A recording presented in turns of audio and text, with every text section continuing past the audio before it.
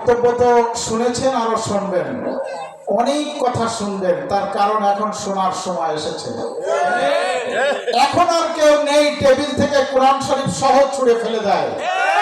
এখন আর কেউ নেই স্লিপ দিয়ে বলে যে বক্তব্য থামান।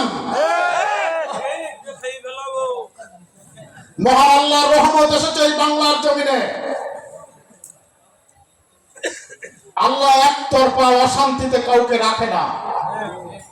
ওয়ালা তাহিনু ওয়ালা তাহজানু ওয়া আনতুমুল আলাউনা ইন কুনতুম মুমিনিন। ধৈর্য ধারণ করো।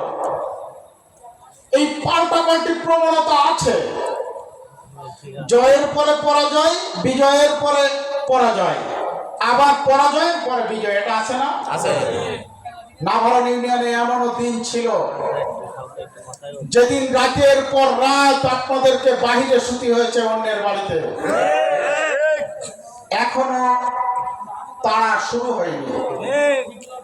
রাষ্ট্রীয় সরকার কোন দলীয় হয়নি।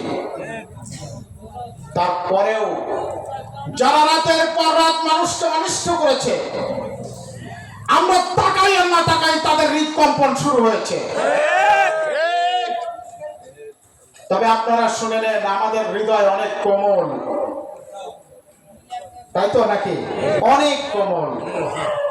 আজকে আপনাদের যে অবস্থা চলছে, এই অবস্থায় যদি আপনারা আসতেন, পুনরাবৃত্তি যদি আপনাদের হতো, তাহলে আমরা ইউনিয়নের থানায় তথা দেশ ছাড়া হওয়া সম্ভব। কিন্তু আমরা এখনো কিছু বলিনি। আপনারা দেখেছেন